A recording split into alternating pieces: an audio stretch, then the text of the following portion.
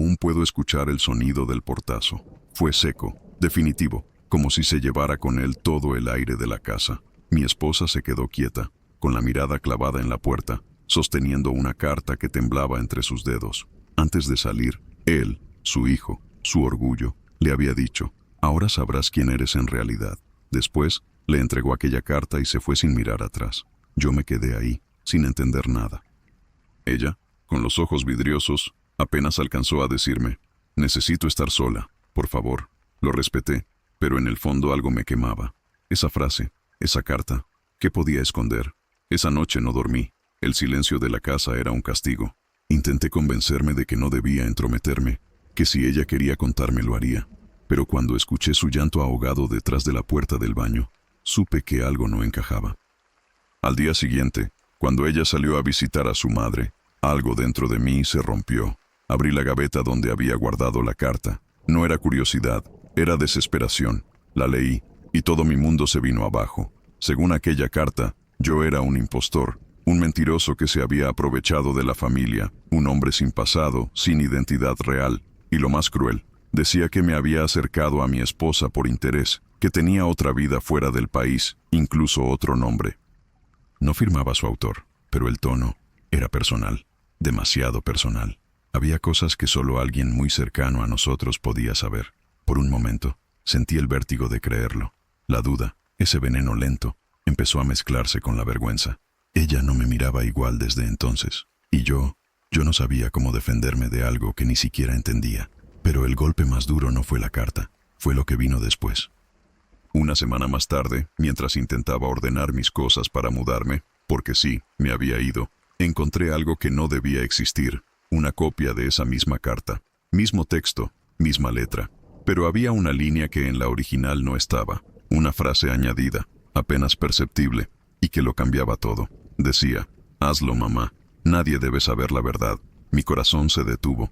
Esa carta no la había escrito un desconocido, era un plan. Y detrás de ese plan había una madre capaz de inventar la mayor mentira que un hijo podría creer. Ahora te voy a mostrar cómo empezó todo. Muchos creen que uno se gana el respeto con dinero o títulos. Yo lo hice con trabajo. Durante años, cada cosa que tuve fue fruto de esfuerzo. Nunca pedí nada, ni siquiera cuando conocí a Lucía, mi esposa. Ella era distinta, tenía esa calma que no se compra ni se finge. Era la primera persona que me miró sin juzgar de dónde venía.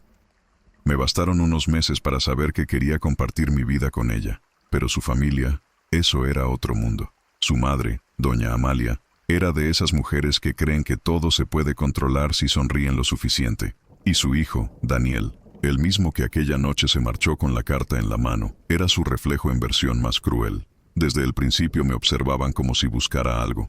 «No es por ti, Lucía, pero no lo conocemos bien», dijo Amalia una tarde. Yo sonreí, sin entender que aquello era solo la primera grieta. Lucía intentaba mantener la paz. Decía que su madre solo necesitaba tiempo, y yo la creí, porque en ella confiaba ciegamente. Pasaron los meses y nuestra vida empezó a estabilizarse. Yo abrí mi pequeño taller de carpintería.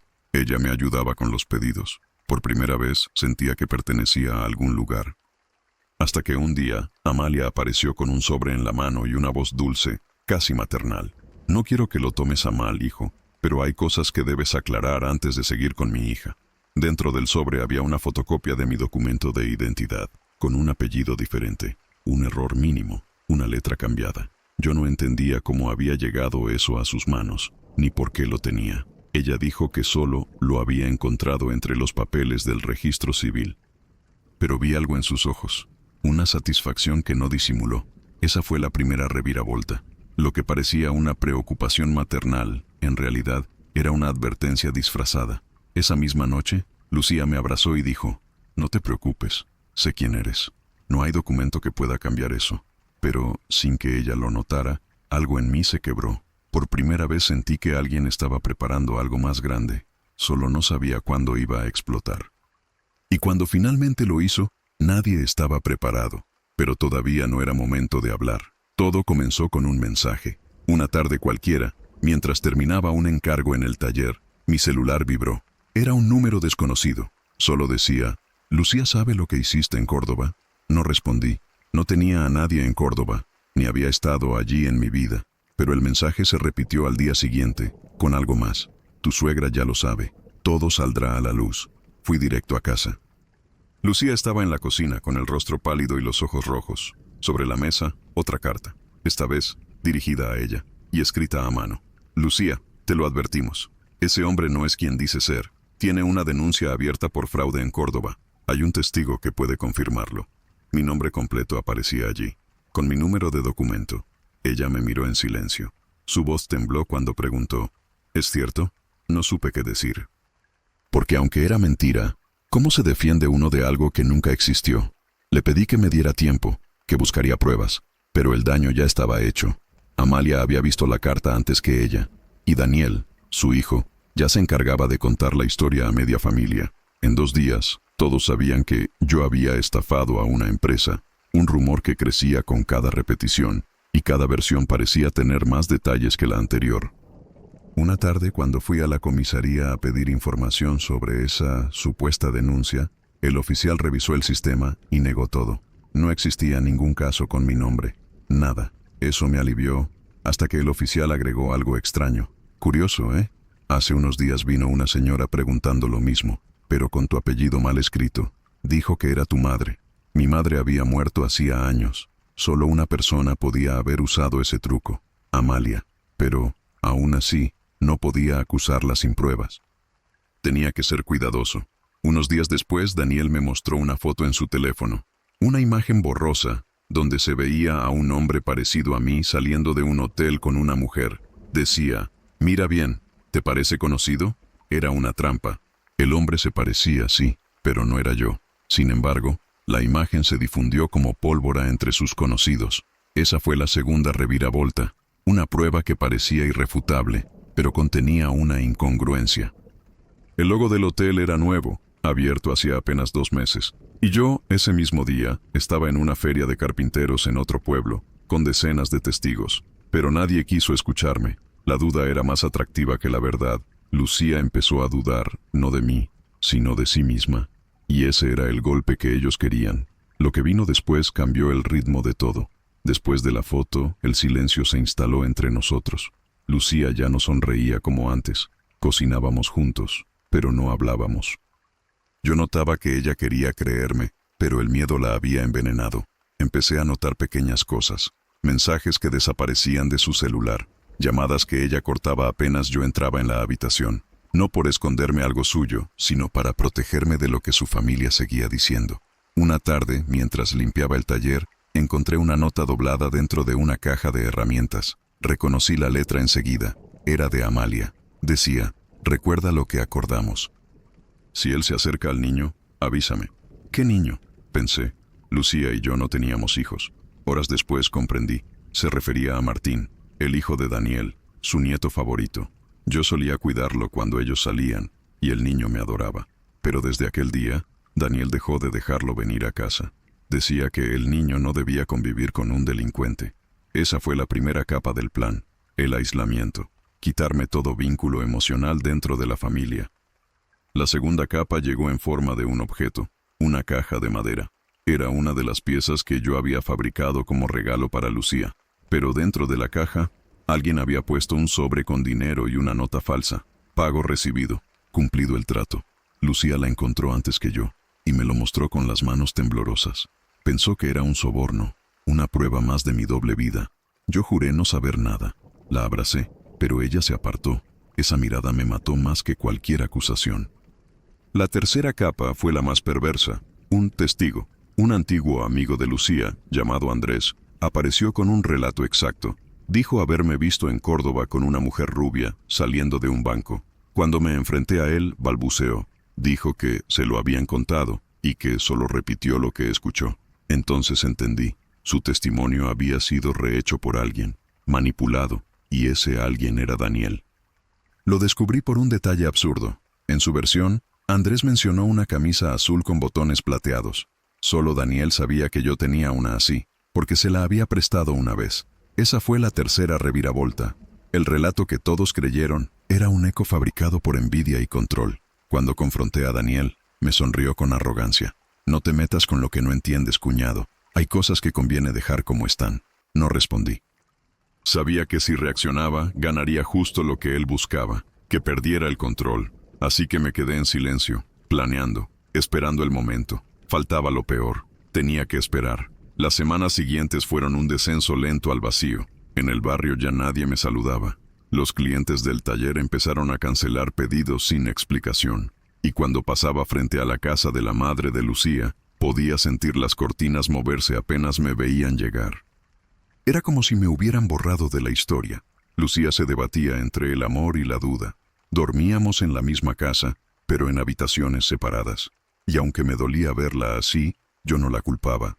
Ella era una víctima más. Un día, su hermano Daniel apareció en el taller. No vino a hablar, vino a humillar. Solo te digo esto una vez. Desaparece antes de que alguien te haga desaparecer de verdad.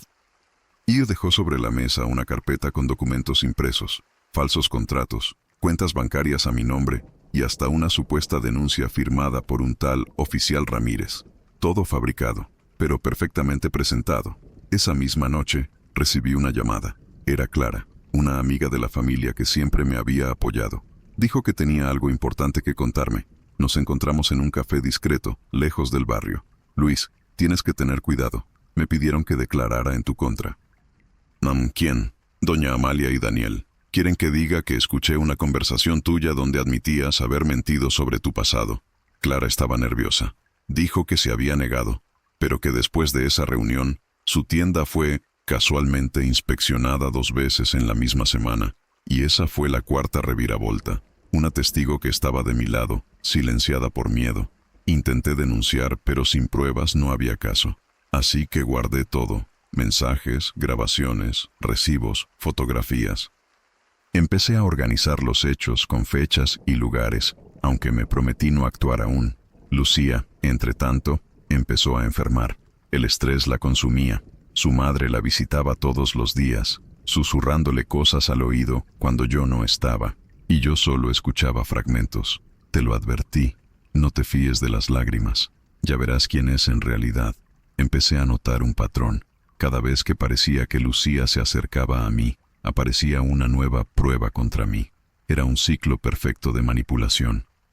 Pero decidí no romperlo todavía, porque entendí que el silencio podía ser mi mejor arma. No iba a reaccionar todavía. Preparé un plan. Decidí que no podía seguir defendiéndome a gritos. Ellos se alimentaban de mi rabia, así que cambié la estrategia. Silencio, observación, precisión. Empecé a anotar cada detalle. La hora en que Amalia llegaba a casa, las llamadas que Daniel hacía desde el coche, los mensajes que desaparecían del celular de Lucía. Todo. No era paranoia, era supervivencia. Un día vi algo curioso. Amalia usaba siempre el mismo cuaderno negro cuando hablaba con su hijo. Lo llevaba en el bolso, lo abría, tomaba notas rápidas y lo cerraba. Nunca lo dejaba a la vista. Hasta que una tarde, mientras ayudaba a Lucía a mover unos muebles, el cuaderno cayó del bolso de su madre. Lo guardé sin que lo notara. Esa noche, lo abrí con cuidado. Allí estaban las piezas, fechas, nombres, frases breves, carta, corregir firma, llamar al comisario.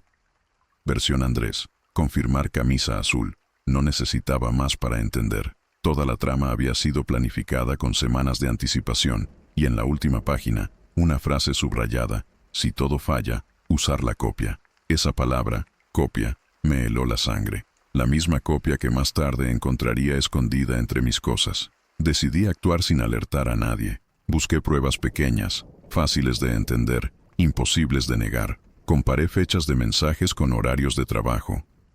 Revisé cámaras de seguridad del taller, registros de pedidos, facturas con sellos oficiales. Una por una, desmonté las mentiras. Pero necesitaba un golpe final, algo que no pudieran negar ni manipular, y lo encontré casi por accidente, en un correo olvidado que Lucía había recibido semanas antes. Era un intercambio entre Amalia y un notario local. Hablaban de un documento familiar y de un ajuste en la redacción para proteger a Daniel. Ese documento era la carta, la que lo había iniciado todo. En ese momento supe que el final se acercaba. No podía hacerlo solo, pero tampoco podía confiar en cualquiera. Así que contacté discretamente a una antigua profesora de Lucía, la única que ella respetaba ciegamente. Le pedí que organizara una reunión familiar bajo pretexto de reconciliación. Todo debía ocurrir allí, frente a todos. con las pruebas sobre la mesa. Llegó el momento de mover la primera pieza. El día llegó más rápido de lo que esperaba. Era una tarde gris, de esas que parecen presagiar tormentas. La profesora, doña Teresa, había convocado a la familia para sanar viejas heridas. Todos aceptaron, aunque algunos con evidente incomodidad. Yo llegué primero. Llevaba una carpeta bajo el brazo, con cada prueba ordenada y marcada.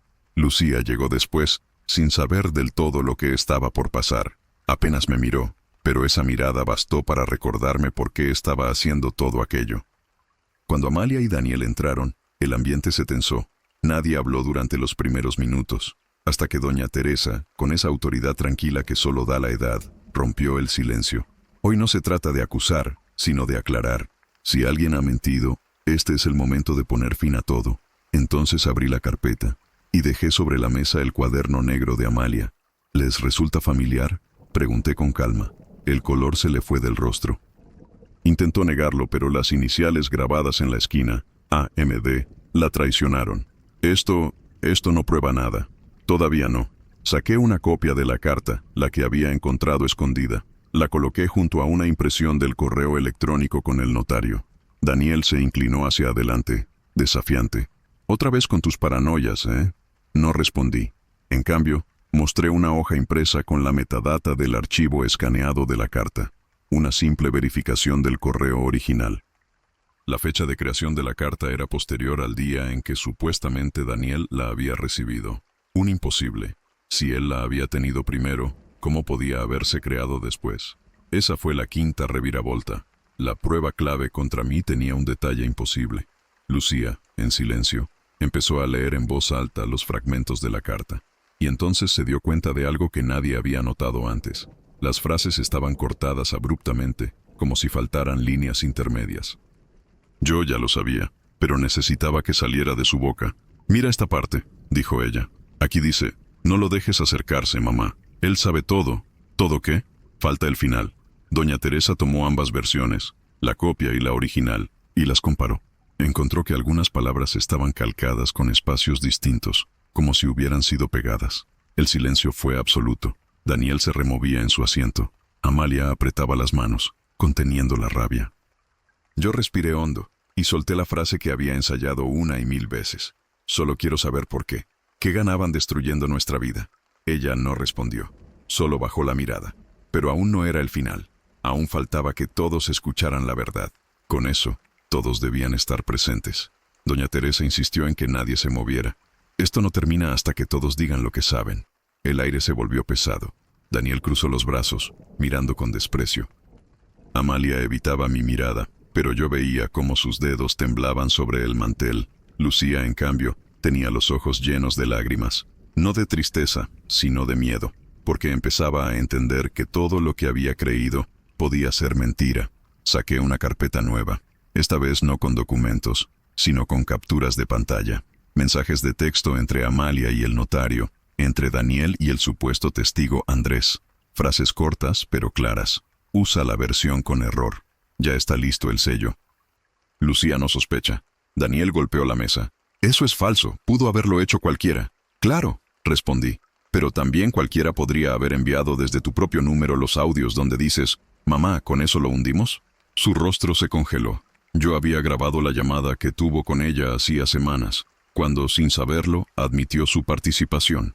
Lucía se llevó las manos a la boca. No podía creerlo. Toda su familia se había confabulado, y ella había sido el instrumento. Amalia rompió en llanto. Intentó justificarse. Solo quería proteger a mi hija. Ese hombre no era para ella.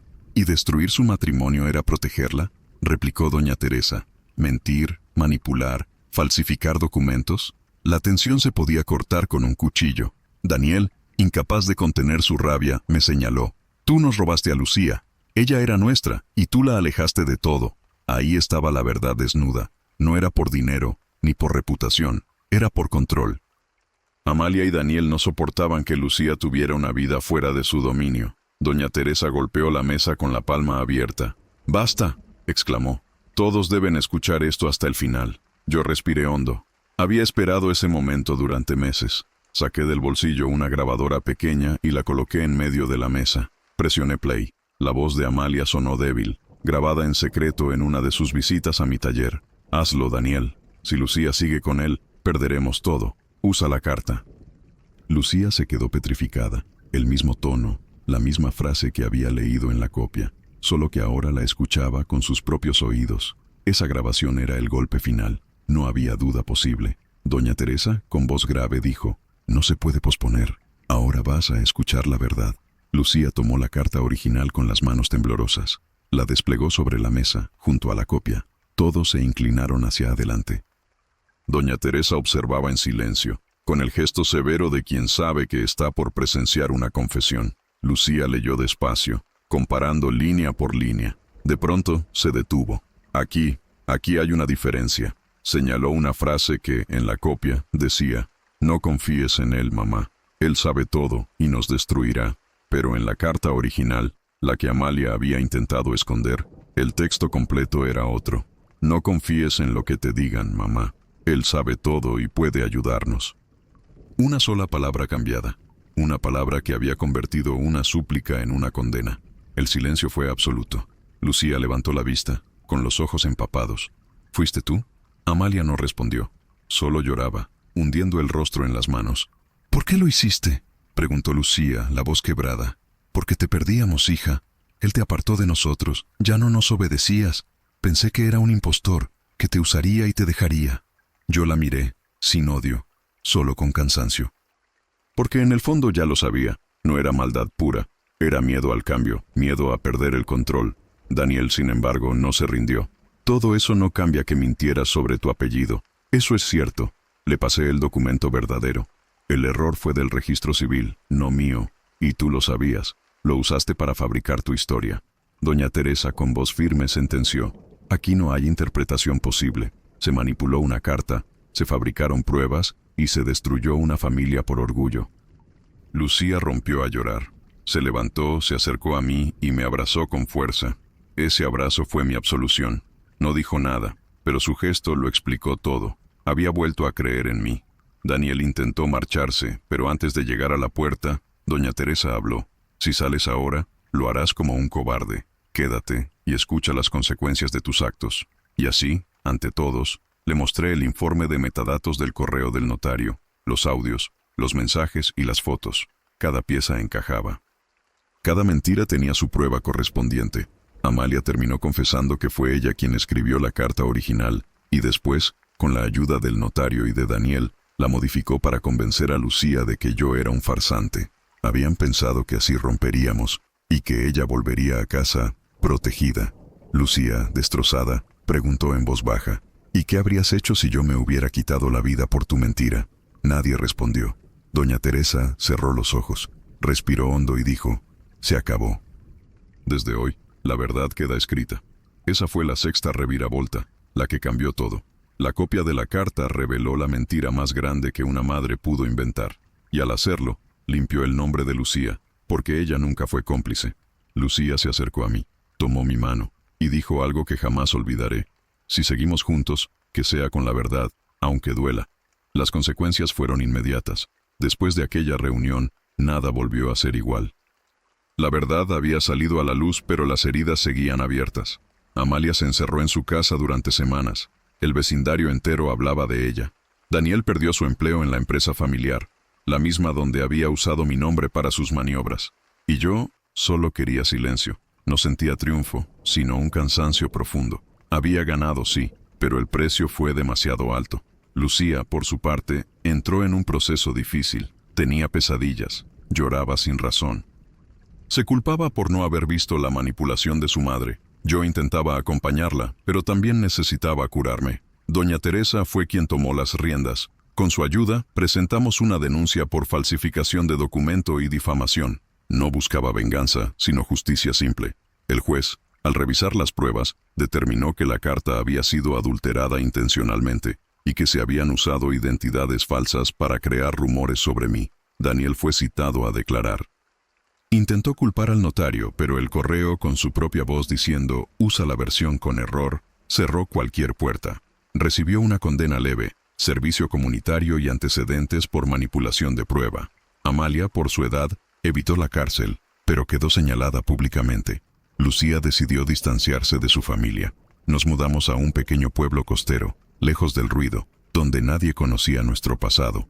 Allí empecé de nuevo mi taller, esta vez con un nuevo nombre, Verdad and Madera. Cada mueble que construía llevaba una pequeña marca, una letra grabada a fuego, L, la inicial de Lucía. Ella volvió a sonreír con el tiempo. Ya no hablábamos del pasado, aunque el eco de aquella carta todavía flotaba en el aire algunas noches. Un día recibí una carta, esta vez verdadera. Era de Amalia. Decía, no pido perdón, porque sé que no puedo reparar lo que hice. Solo te ruego que cuides de mi hija como yo no supe hacerlo, y que le recuerdes que la mentira destruye más que el odio. La guardé en silencio, no por ella, sino por Lucía, porque algunas verdades también merecen reposar. Aún quedaba cerrar un último círculo. El tiempo, aunque lento, empezó a sanar lo que la mentira había destruido. Lucía y yo reconstruimos nuestra relación desde lo más simple, el desayuno juntos, los paseos al atardecer, el silencio sin miedo. Ya no buscábamos explicaciones, solo paz. Sin embargo, había algo pendiente. Cada vez que veía el mar, recordaba la primera vez que le prometí no ocultarle nada. Y aquella promesa, rota por otros, aún necesitaba cerrarse. Una tarde de invierno, mientras el taller olía a madera recién cortada, ella entró con una caja en las manos. La encontré entre las cosas de mi madre. Dentro había fotografías antiguas, algunas cartas viejas y un sobre dirigido a mí. No estaba sellado. Lo abrí con cautela. Era una nota de Daniel. Corta, escrita con trazo nervioso. No sé si algún día podrás perdonarme. Creí que lo hacía por amor a mi madre, pero solo seguí su miedo. Perdí a mi hermana, y también la poca decencia que me quedaba. Espero que encuentres paz. Yo intentaré hacerlo también. Lucía se sentó a mi lado. No lloró, ni habló. Solo apoyó su cabeza en mi hombro. Y por primera vez en mucho tiempo, no sentí rabia, sino compasión. A veces, la justicia no está en el castigo, sino en la verdad que queda escrita. Y la nuestra ya lo estaba. Desde entonces, cada mueble que sale del taller lleva una pequeña inscripción escondida en la base. La verdad no se destruye, se esconde hasta que alguien la mira con amor. Fue mi forma de recordarlo y de honrar el dolor que nos llevó hasta allí. Lucía y yo seguimos juntos, no perfectos, pero verdaderos. Y eso bastó, porque la mentira puede dividir una familia, pero solo la verdad puede devolverle el alma. Han pasado años desde aquella tarde. El mar ya no ruge con furia como antes, y el taller se ha convertido en un refugio para los que buscan empezar de nuevo. A veces, vienen parejas jóvenes a pedir un mueble para su primera casa, y cuando me cuentan sus historias, no puedo evitar sonreír, porque sé que detrás de cada amor hay una verdad que el tiempo pone a prueba. Lucía enseña ahora en la escuela del pueblo. Los niños la adoran. Tiene esa calma que solo nace después de haber sobrevivido a una tormenta.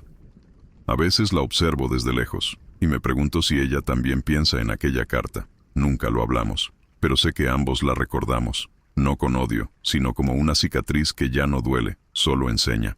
Hace poco recibí una llamada inesperada. Era Daniel, vivía en otra ciudad, con una nueva vida. Su voz sonaba más vieja, más cansada. Solo dijo, gracias por no destruirnos cuando pudiste, y colgó. Esa noche me quedé largo rato mirando el fuego en la chimenea. Pensé en Amalia, en sus errores, en su miedo. Pensé en cómo una mentira puede crecer tanto hasta parecer verdad, y en cómo una verdad pequeña, cuando se dice con el corazón, puede derrumbar todo un edificio de engaños. Lucía se acercó por detrás, me rodeó con los brazos y susurró, ¿en qué piensas? En lo fácil que es perderlo todo por callar una verdad. Ella sonrió. Y en lo difícil que es recuperarlo, ¿verdad? Sí, pero lo hicimos. Nos quedamos así, mirando el fuego. El pasado ya no nos perseguía, solo nos recordaba de dónde veníamos. Afuera, el viento movía las hojas, y una sensación extraña me recorrió el cuerpo, como si algo, o alguien, aún vigilara desde lejos. Quizás un secreto más esperaba ser descubierto, porque en esta familia la verdad nunca se acaba, solo cambia de manos. Y mientras el fuego se consumía, pensé en una frase que, algún día, contaría a quien quisiera escucharla. No hay mentira que dure para siempre, solo verdades que esperan el momento justo para nacer.